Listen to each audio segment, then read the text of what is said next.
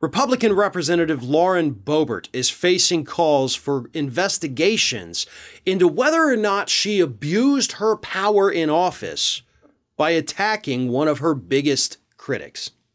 Now, that critic happens to be a satirist and documentary filmmaker by the name of Toby Morton.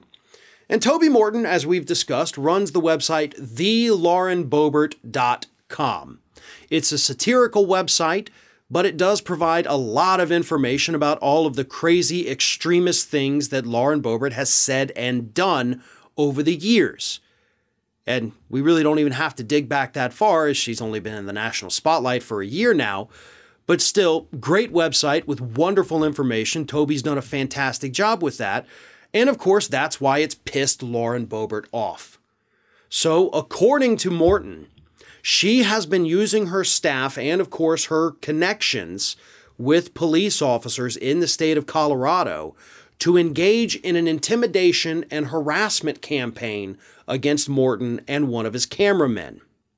Morton says that he's received a threatening letter, from a member of Boebert's staff. He also recounts a time when he and his filmmaker, or cameraman, were at Shooter's Grill, which is Lauren Boebert's restaurant, filming, and then Boebert and her people, got a photograph of the cameraman's license plate and posted that on social media along with the guy's name.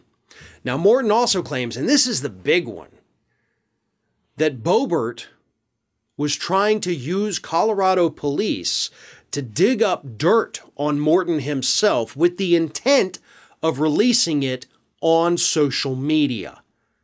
Now, that obviously would be an egregious abuse of power for this individual. Again, these are just allegations against Lauren Boebert, but that is why an investigation is needed. I don't think Morton is just saying these things willy-nilly for the publicity. That's not the kind of person he is. He comes with the facts, he comes with the information, and if he is making these allegations, I have no reason to doubt him. And here's the thing, he's not calling for criminal charges. He's not saying she should be prosecuted. He's saying, how about we have an investigation? He has filed complaints. He's filed complaints with the ethics office, saying, please look into this to see if this is what happened. Is she using official resources to come after me, a private citizen running a satirical website, trying to dox me, using police officers to get my information with the intent of publishing it for the public to see? Please just look into this. That's all Morton's trying to do. Let's get the facts here, he says. And I think that he, as well as the rest of the public, should be entitled to that. Because if these allegations are true, then it would appear that Lauren Boebert has abused her power in office. If not, then she gets to clear her name and we go home, right? Everybody's happy. But there is far more to this kind of sinister side, I think, to Lauren Boebert than most people realize. This isn't normal behavior. You don't go after people like this. Most politicians, when things like this pop up, they ignore it.